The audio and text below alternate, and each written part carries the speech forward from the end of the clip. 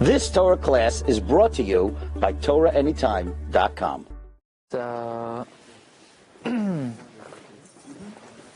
This evening we have many, many fascinating things to present. And we have 2 sheets tonight. 2 sheets. Because not only are we learning this week, are we going to be learning Parsha Shemos, we're also beginning Sefer Shemos, the second book of the Chumash. So the first thing we want to discuss is what makes Sefer Shemos Sefer Shemos? What is the general theme of the Sefer that makes this a separate book of the Chumash? We know there are 5 books in the Torah: Bereshis, Shemos, Vayikra, Bamidbar, and Devarim. So there has to be something distinctive, something that makes these 10 parshios or so a separate Sefer. There's something thematic. Okay? Well, what makes Sefer Bereshis Sefer Bereshis? Is there one common theme about Sefer Bereshis? You know, at first glance it seems not, because the Ramban has coined Sefer Bereshis Sefer HaYetzirah, the book of creation.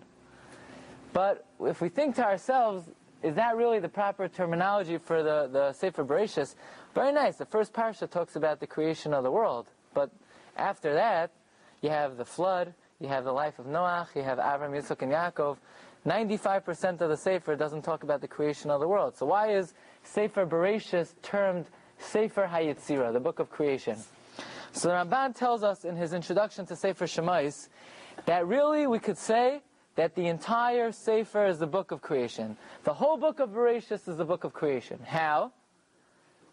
Because, first of all, we have the creation of the world. Okay, that's obvious. But then, and we mentioned this during Shalosh Shudas a number of times, that the lifetime of Abraham, Yitzchak, and Yaakov was the pre-enactment, the paradigm, the symbolic representation of the history of Klal Yisrael. Their life created Klal Yisrael's history. How? The rule is, Maaseh Avos Siman Labanim. Whatever happened to our forefathers will happen to their descendants. So for instance, Abraham Avinu, he goes down to Mitzrayim, right? Why does he go down to Mitzrayim? Because of hunger. Remember? What happened? Sarah was taken away. Eventually he leaves with great wealth. That created the fact that Klal Yisrael would go down to Egypt because of hunger. All the women would be saved with the threat made against the men. But eventually we leave with great wealth. What's the great wealth? We left with money. We took all of their booty, right? Plus, but the real great wealth was the Torah. The real great wealth was the Torah. So that's just one illustration how the lifetime of Avraham, Yitzchak, and Yaakov created the history of Klal Yisrael. So we could say safely that Sefer Bereshis is Sefer HaYetzirah, the book of creation, because it talks about the creation of the world and the creation of the history of Klal Yisrael. Sefer Shemos, that the Ramban says is redemption. Sefer HaGeulah, the book of redemption. Why? Because the Jewish people are redeemed. But even more than that, if Sefer Bereshis is the book where our history is being created, Sefer Shemos is where, right? Sefer Bereshis, the history was pre-enacted. Sefer Shemos, it's actually enacted. It's carried through. Meaning, Sefer Bereshis is Maaseh Avos. Sefer Shemos is the Siman Labanim. Is it coming to fruition? Okay? Says the Ramban, what general theme is there in the whole Sefer Shemos? Geulah. What does Geulah mean? Redemption. We're redeemed. Fine. So if we were writing the Sefer, what would we do? We would talk about the Jews going down to Egypt and coming out. But so the Sefer should end with Parshas B'Shalach, once the Jews have left Egypt. What do we need to know? That they came to Midbar Sinai, and they got the Torah, and they built the Mishkan, and so forth. What does that have to do with Geulah? What does it have to do with redemption? Says the Ramban, incredible thing. What does the word Geulah mean? What does redemption mean? It means being restored to the state that the Jewish people were once at. Okay? Now, what state were we once at? The state of Abraham, Yitzchak, and Yaakov. So let's describe what level Abraham, Yitzchak, and Yaakov were at. Right? Remember, we learned about the tent of Sarah Imenu. What were the 3 distinctive features of the tent of Sarah Imenu? Anan Kashur al Ahala. The divine presence of Hashem rested on her tent. Okay? Number 2, she baked the challah Erev Shabbos, it stayed fresh through the whole week.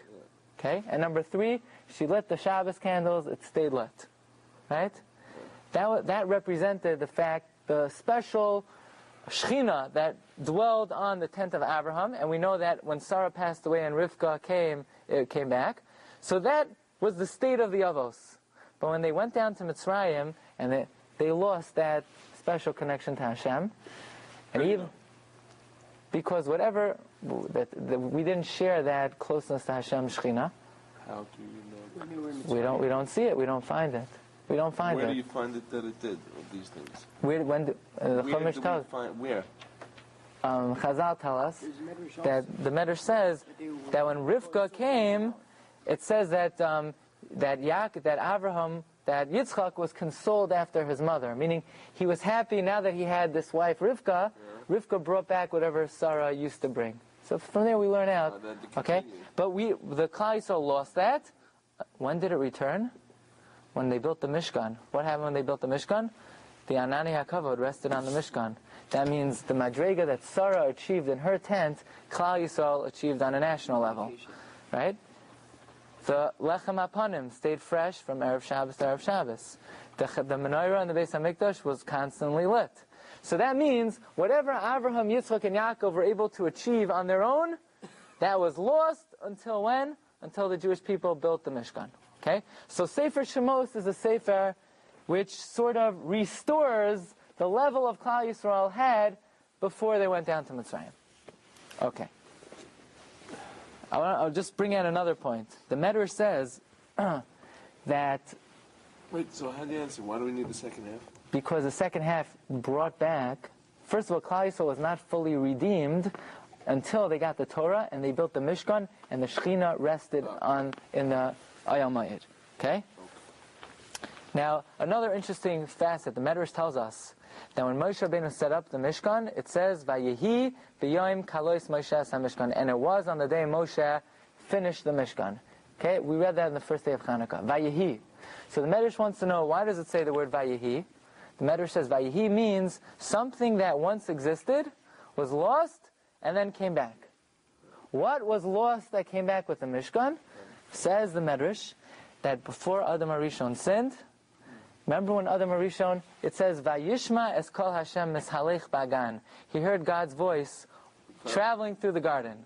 The Medrash says, we see from here, God, His Shechina was in this world. God was b'tachtoinim. As the Sefer HaTanya says, the goal of mankind is to bring down the Shechina to the tachtoinim. That was for a special guest.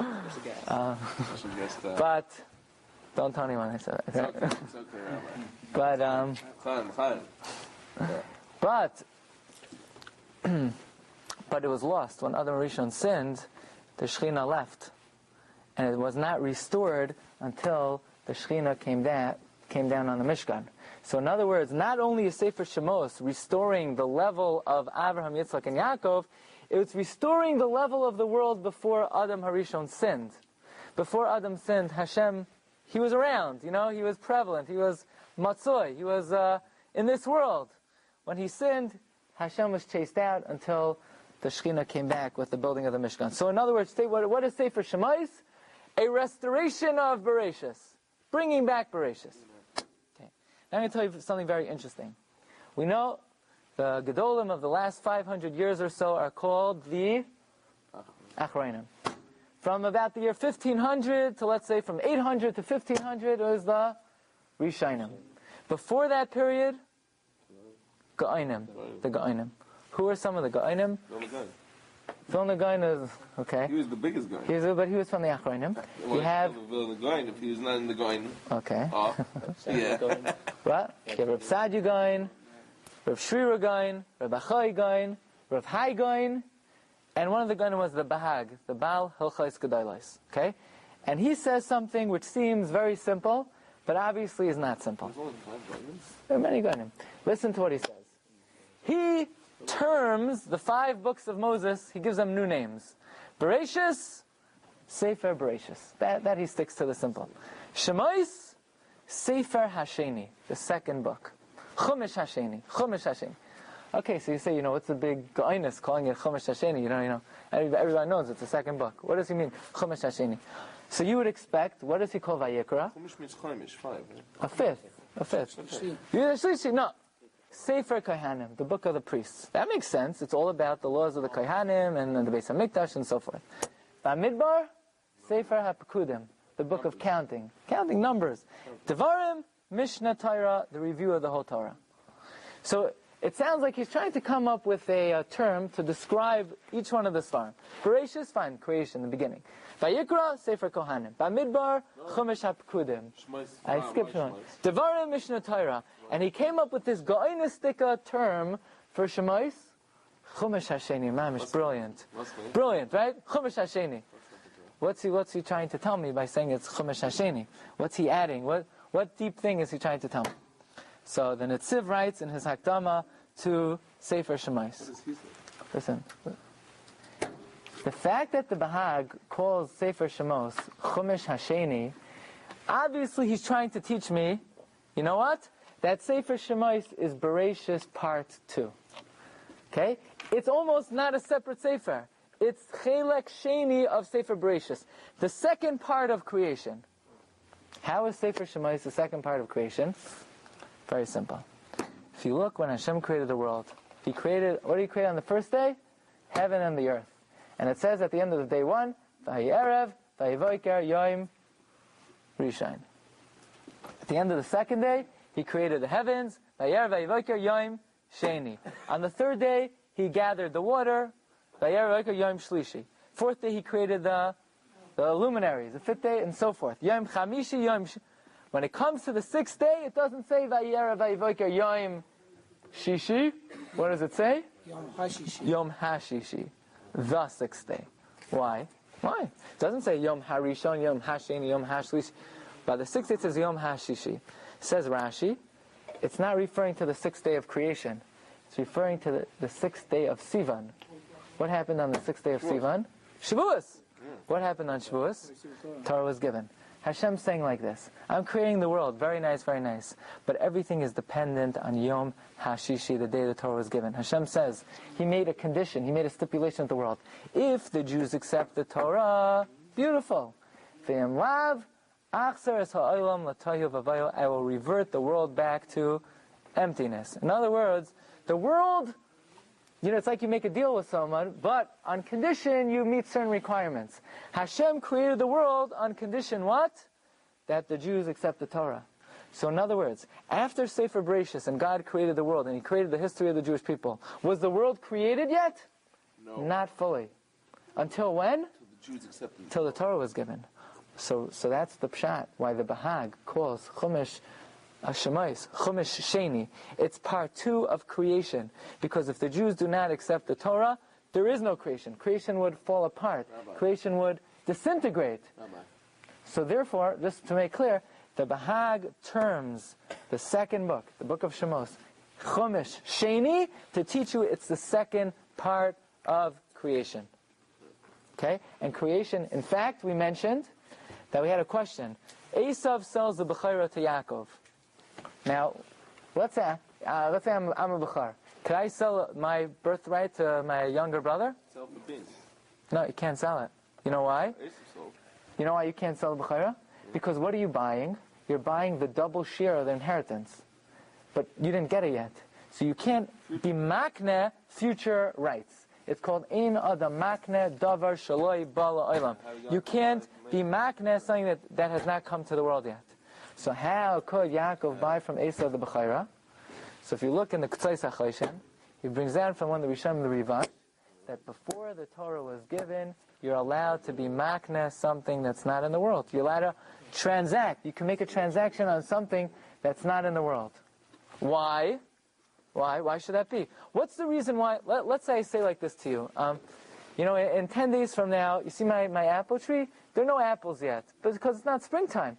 I want to sell to you the apples that grow on my tree in the spring. Can I sell it to you? You give me $100 and I give you all my apples. Is it a valid halachic transaction? It's not a discount. No. You cannot halachically transfer it because it's not here. You can't be makne something halachically that's not in the world. What about sharecroppers with the tree? Doesn't see it.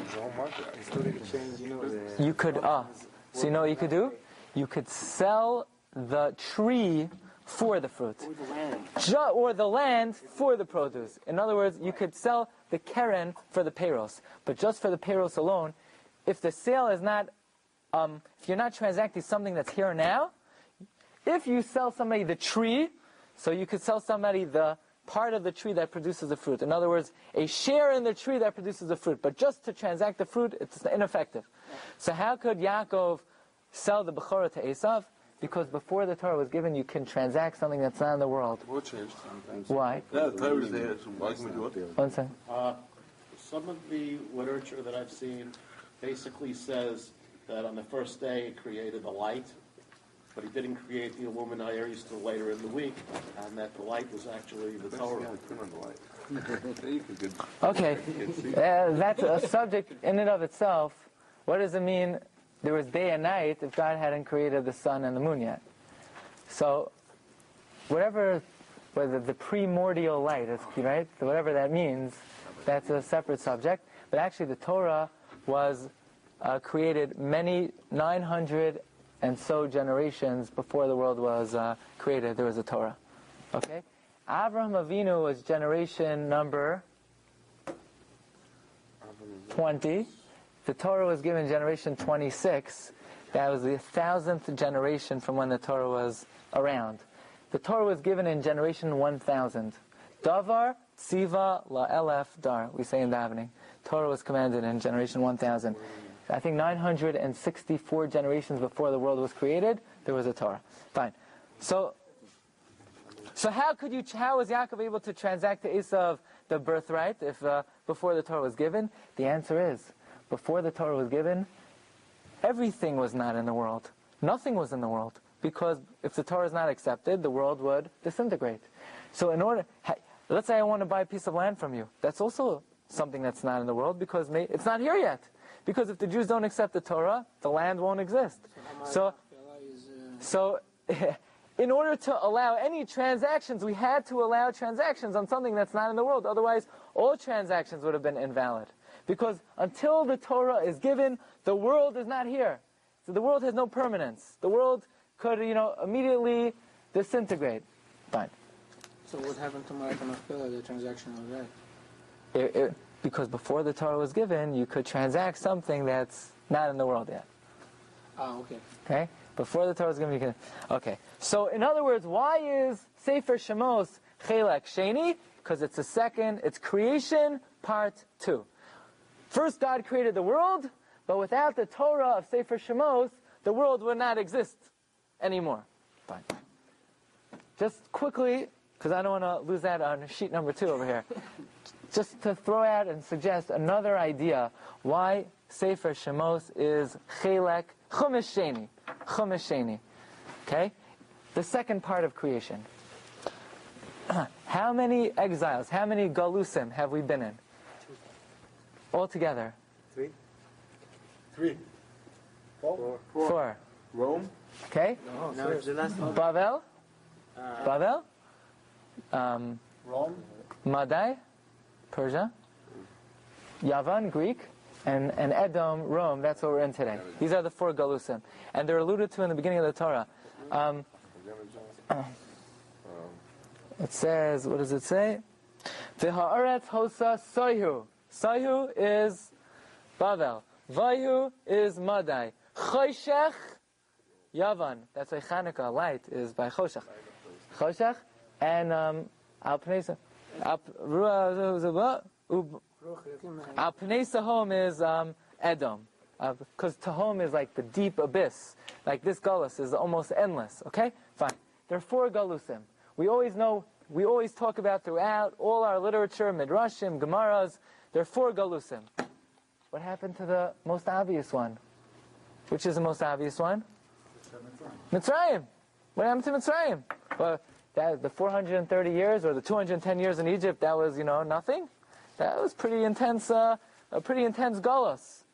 Says the Arizal that Galus Mitzrayim was the father of all 4 Galusim. It included in all of them. It was the pre-enactment, so to speak, the Maseyavoy Siman Labanim of all 4 Galusim.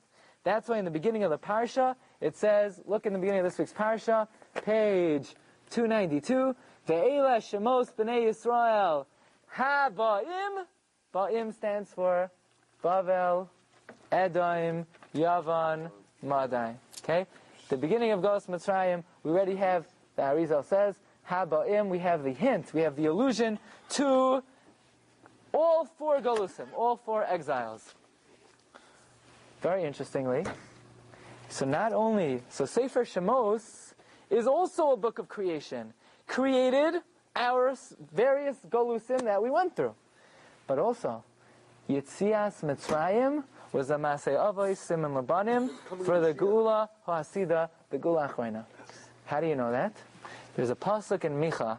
Everyone should know this pasuk. Look at number 8. The Navi Micha tells us, Ki meitzeischa me'eretz Mitzrayim arenu nifla'os. Look at number 8. There's a beautiful pasuk.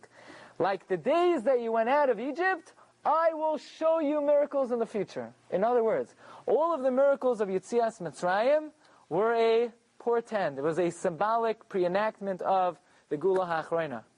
So Sefer Shemos we could consider a book of creation in its own right.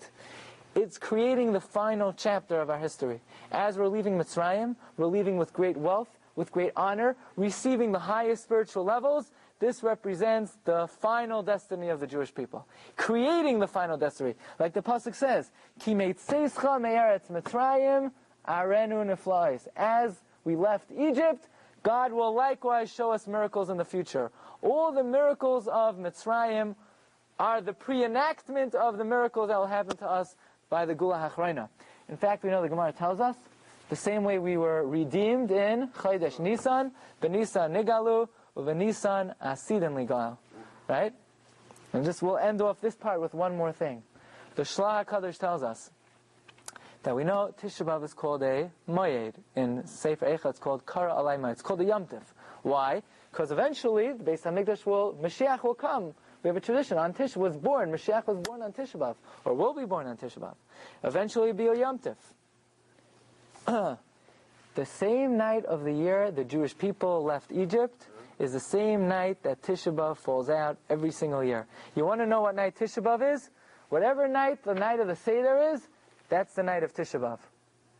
Every year. Whoa. At Bash, the first night of Pesach is the night of Tisha B'Av. Aleph, Taf. Aleph is the first night of Pesach. Taf is Tisha B'Av. Okay? Why? Because Yetzias Mitzrayim is the pre-enactment of the Geulah HaAchroina. Whatever happened in Mitzrayim is going to bring about what happens in the Geulah HaAchroina, the final redemption. And therefore, the night of Yetzias Mitzrayim is the same night as Tisha B'Av, which is eventually the time. It is a Yontif. We don't say Tachlan. It has a great aspect of sadness, but there is an aspect of happiness also. On Tisha B'Av we don't say Tachlan because of the fact that it's a Moed. But the fact that the night of the Seder is also the night of Tisha B'Av, because the night of the Seder is a pre-enactment of the Geulah HaAchroina, like the pasuk says, Ki meitzeischa me'eretz Mitzrayim arenu nifla'os. And in this sense, Sefer Shemos is part 2 of the book of creation. Because Sefer Bereshis is the creation of the world and the history until now. Sefer Shemos is the creation of the final chapter of our history. When Mashiach comes, is Hashem going to split the sea? Greater miracles. The Navi says that the miracles of Yetzias Mitzrayim will pale in comparison to the miracles of Geulah HaAchroina. One of the things we know is that Har HaZeisim will split in half. That's one of the things we know. Okay, now we move on a little bit. All Jews are going to be able to see it like firsthand? Hopefully. Wow, that's something to look forward to. Okay, now we move on to the second sheet. By the way, you know, they say, what's the first thing the Jews are going to do when Mashiach comes? Take out the camera, right? Okay. They don't take it out, it's there. Okay, let's move on a little bit. So in this week's Parsha, by the way, Paro tells the midwives, when you see a Jewish baby being born, kill it. Kill it. Now, what do the midwives say? The midwives say, we can't. The Jewish women, they're like animals. They don't need midwives. They just give birth. They know what to do. You know, they know the women, these Jewish Baba, they know what to do. The baby just comes out. What kind of response was that? Who cares? Paro tells the women, kill them. So they came out. So kill them after they come out. You know, what was their response? Because by the time we get there, the baby's already born? So kill them. No, we don't have any work. We're not there. They don't need us. Well, when they come in, when the nurse comes, when the baby is taken to the nursery, so kill them then. No, they don't need the nurse. They're saying we don't work. We're not working. No. They're saying we get there too late. So the pshat is like this. Paro is the king of Egypt. He's not going to make a decree for women to murder babies. Obviously not. The nation's not going to go for it. A king has to run the country with some semblance of rule or order. Politically correct. So what is he doing? Abortion.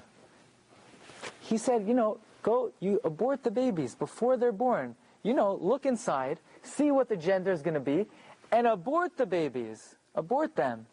But they say we can't, because by the time we get there, the baby's already born. And obviously a cold-blooded murder is not going to work in your kingdom. That was the back and forth between Yocheved and Miriam and Paro. What reward did Hashem give Yocheved and Miriam? Take a look in Pasuk Chaf Aleph, page 294. This is a beautiful, Geunistic pshat. Chaf Aleph. Okay, we're going to do some brisker Torah now. Chaf Aleph. Vayehi, and it was Kiyaru Hamayaldois Esoleikim, when the midwives feared God, Vayas Lahem Batim, God made houses for them. What does that mean, He made houses? Says Rashi, 3 lines from the bottom of the second column.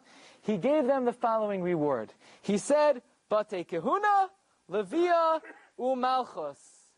The priests will come from you, the Levium will come from you. Right? We have Kohanim here. We have Levium, you're a Levi, right? And kings, not yet. Hopefully one day. What? Malchus based David. Now, so let's think for a second. Kohanim and Leviim, who they come from? Levi, from Yocheved Moshe. How about kings? From Yehuda. Binyamin Yehuda. Fine, we're Yocheved and Miriam, we're kings. Miriam married Kalev. Kalev ben Yefuneh fathered the dynasty of Malchus Beis Yehuda. Okay? So listen to this is beautiful. Yeah? Why did Hashem reward Yocheved and Miriam that they would be the progenitors of Tehuna, Leviah, and Malchus? Why that reward? Why not give them, I don't know what, put them on the cover of Forbes 500, I don't know. Give them why that reward? Because what did Paro want them to do? Kill the males. What would have happened to the women? Who would they marry? Goyim. Is that so terrible? No, the kids will be Yidden. Well, were they going to destroy, did Paro want to destroy Klal Yisrael? No. He only wanted to destroy those aspects of Judaism that are passed down through the father. What are they? Kahuna, Leviah, Malchus. Kohanim goes after the father. Leviim, only the father. Malchus, your father has to be from Malchus based David. So what Paro wanted to eradicate was the aspects of lineage that go after the father. As a reward for them not doing that, they were rewarded that Kohanim, Leviim, and kings came from them. Because they restored the patrilineal descent of the Jewish people. Why did he want to do that for? He wanted to marry the women. No. Why did he want to be? Why did he want to destroy the claim lady? Yeah. I have one also explanation. Yeah. The Brit Milah, no? The Egyptian also used to do the same thing. So that's the only mitzvah that Jews did back then. Only the Brit Milah. So that explains why what? It's starting the only mitzvah that we used to do. In Brit Milah, no? So they stopped, and they were rewarded that Kohanim, Leviim, and Malchus? I just... they wanted to stop the mitzvah for the men. Interesting. Okay, another interesting piece. Okay, this is also a lesson in social work. You ready for this one? Here, Moshe Rabbeinu grows up, turn to page 298. Okay, Shlishi. Vayihi bayamim hahem. It was in those days. Vayigdal Moshe grew up. Vayetze Yalechav, he goes out to his brothers. Vayar b'sivlosam, he sees their burden. Vayar ish mitzri, makeh ish ivri meyachav, he sees an Egyptian whacking his friend, smiting his friend. Vayifen ko v'cho, he turns this way, he turns that way. Vayar ki einish, he sees no one's looking. Vayaches ha-Mitzri, he smacks the Mitzri. Moshe hits the Mitzri. Vayitminei b'chol, he kills him, he buries him in the sand. By the way, I once heard an explanation. What does it mean he turned this way and that way? Moshe Rabbeinu was a little, so to speak, trying to figure himself out. Here Moshe Rabbeinu leaves his palace for the first time. He knew his father was Amram, his mother was Yocheved. They didn't raise him. He was raised in the house of Paro. Moshe Rabbeinu sees an Egyptian hitting a Jew. Moshe Rabbeinu says, what am I? Who am I? Am I a Yid or am I a Mitzri? Vayifen Kai, he turns one way, he sees himself as a Yid. Vayifen Cho, he turns the other way, he sees himself as an Egyptian.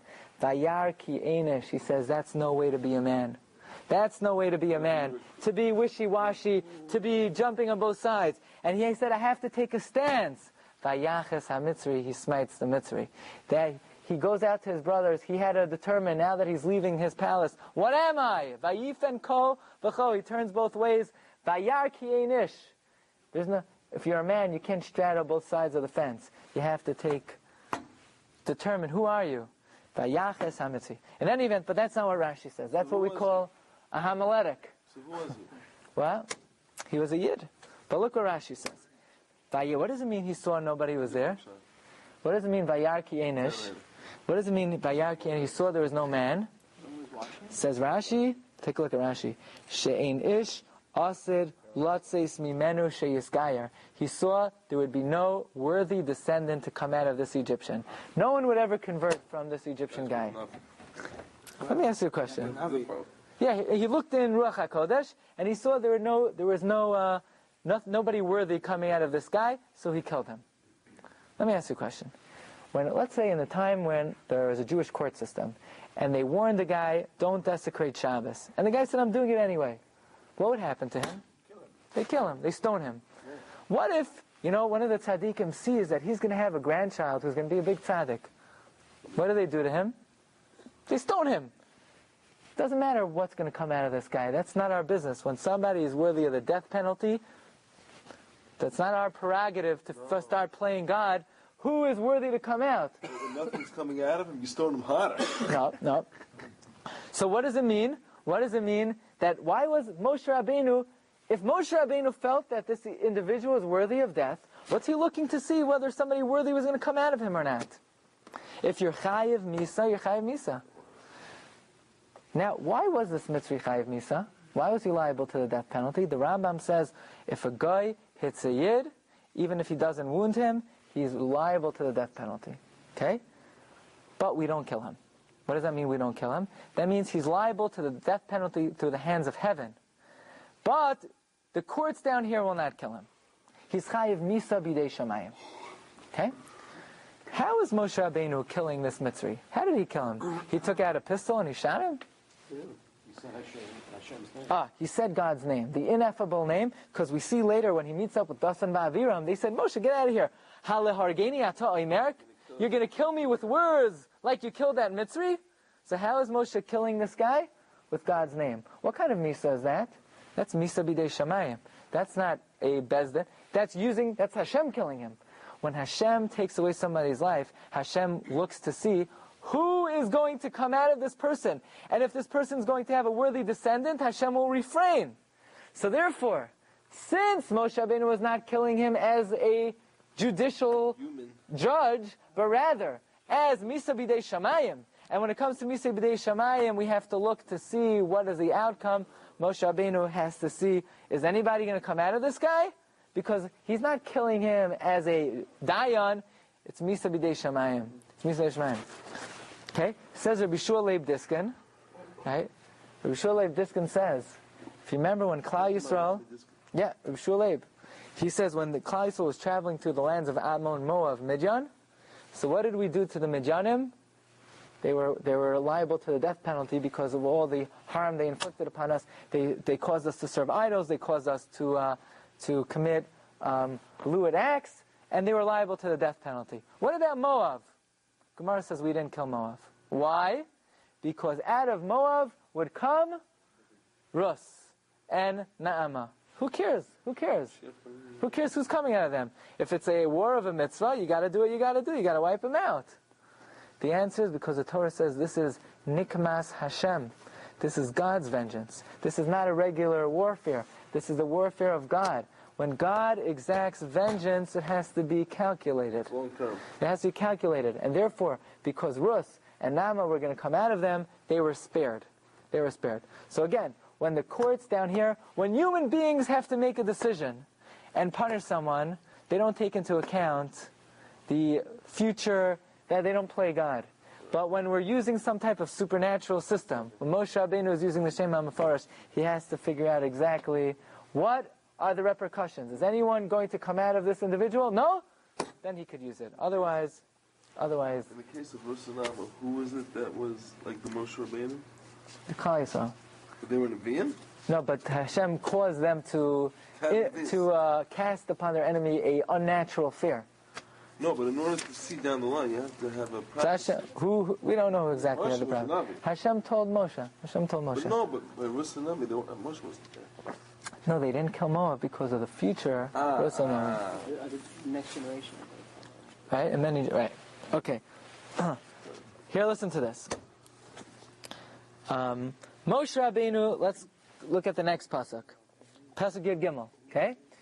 Vayetze vayom hasheni, he goes out on day 2. V'hinei shnei anoshim ivrim nitzim. He sees 2 Jews fighting. By the way, who are these men? Says Rashi, who are they? Dasan and Aviram, right? Whenever we say anoshim in a bad context, it's the 2.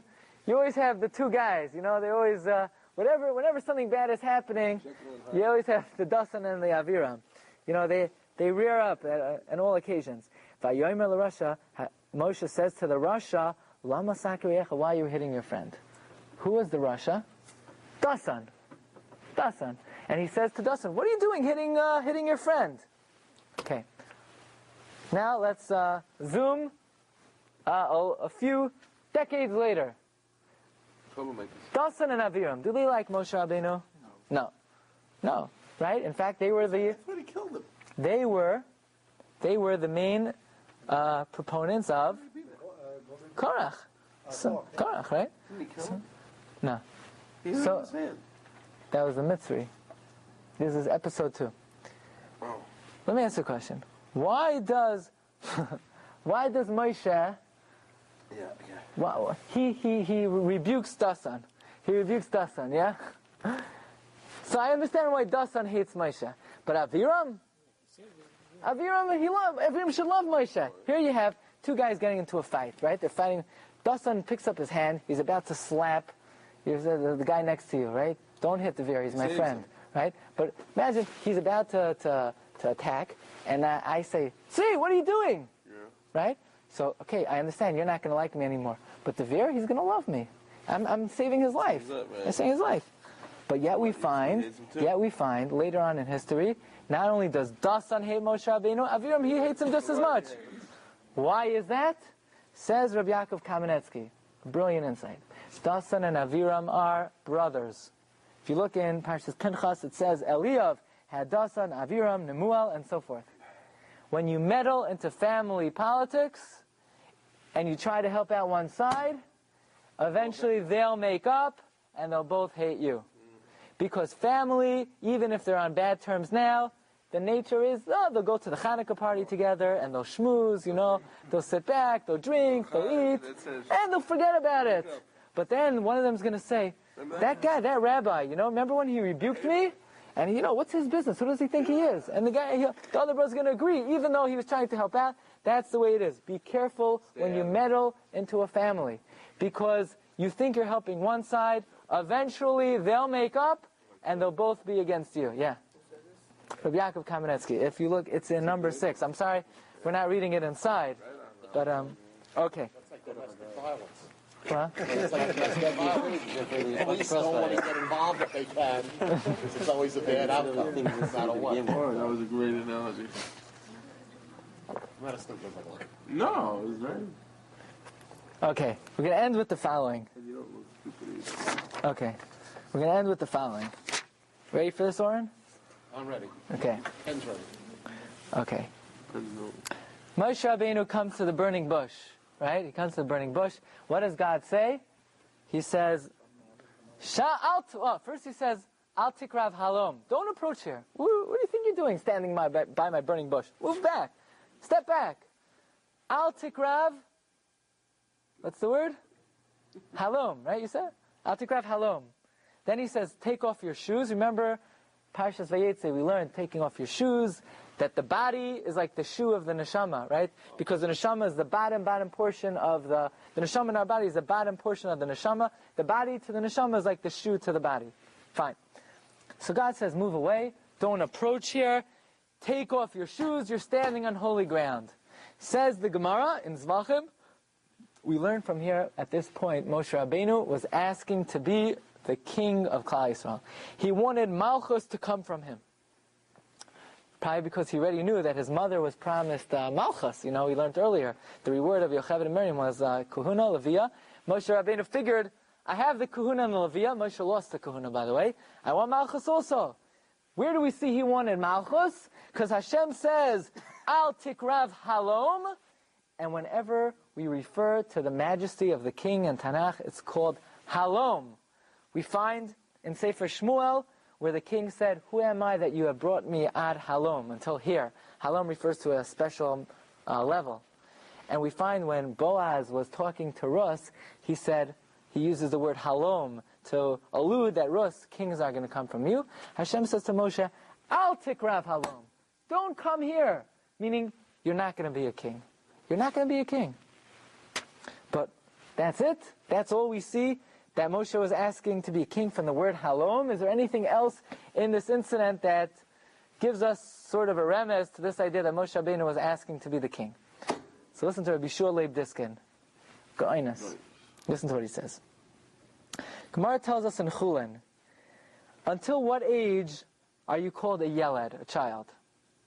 When do you move out of being a yeled? So listen to what the Gemara says. Gemara doesn't give an age, it gives a siman. So long as you could stand on one leg and take off your shoe and put on your shoe, you're a yeled. You ever see kids, they're very flexible, they're balanced. You ever try taking off your shoe standing on one leg, You mean if you're standing on one leg, you have to take off the shoe that you're standing on? That's hard. No, try standing on one leg, taking off the shoe. It's a very difficult task. Says the Gemara, you could do that, you're a yeled. After that, you can't. Says the Gemara in Chulin, Rabbi Chanina was able to take off his shoe standing on one foot at age 80. Says Rabbi Chanina, you know why I was able to do that? It was the hot water and the wine and the oil that my mother moisturized me when I was a child that gives me the koyach, the strength to be able to do this at age 80. So he's crediting his mother's care to his extraordinary strength at age 80. What do we see from here, says Rabbi Shua Leib Diskin? That ordinarily an 80-year-old person cannot take off his shoes standing up. It was only Rabbi Chanina, because his mother gave him special, aloe lotion, whatever he smeared. How old was Moshe Rabbeinu at this point? 80 years old. He was 80. So if Moshe needed to take off his shoe, what was he going to have to do? Sit down. But there's a problem. Because what is by the sneh? The Shechina. In the place of the Shechina, you're not allowed to sit. Ein yeshiva ba'azara. You're not allowed to sit in the Beis HaMikdash. By the way, you're not allowed to sit within 4 amos of someone davening Shmona Esrei. For the same reason, the Taz writes in Siman Kuf Beis, in Shulchan Aruch, you can look it up. I put it on the sheet just very briefly, number 5, Sivkat and Gimel. The reason the Taz gives why you're not allowed to sit within 4 amos of someone davening Shmona Esrei is because the territory becomes like the Beis HaMikdash. It becomes holy territory. So you can't sit. There's only one person who's allowed to sit. A king who descends from David HaMelech. Ein yeshiva ba'azara el malchus beis David bilvad. So Moshe Rabbeinu, Hashem tells him, take off your shoe. Moshe Rabbeinu says, fine. Moshe Rabbeinu starts sitting down. Sitting down? Is he a king?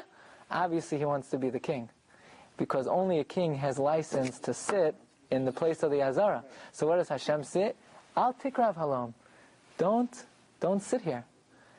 Shal nalech me'arecha. Move away and take off your shoes. I'm not giving you malchus. So besides the word, that was Hashem's decision not to give Moshe malchus. But besides the word halom, the fact that Moshe Rabbeinu was trying to take off his shoes, obviously he couldn't do it standing, he had to do it sitting, because he was 80 years old. That means that Moshe Rabbeinu wanted to sit, but you can't sit in a holy place. Must be Moshe Rabbeinu was requesting Malchus. And that's how another remez to the fact that Moshe Rabbeinu was requesting Malchus, and Hashem tells him, Al Tikrav Halom, do not approach here. Okay, so some things to think about on Sefer Shemos in general and Parsha Shemos. Very nice. You've just experienced another Torah class brought to you by TorahAnytime.com.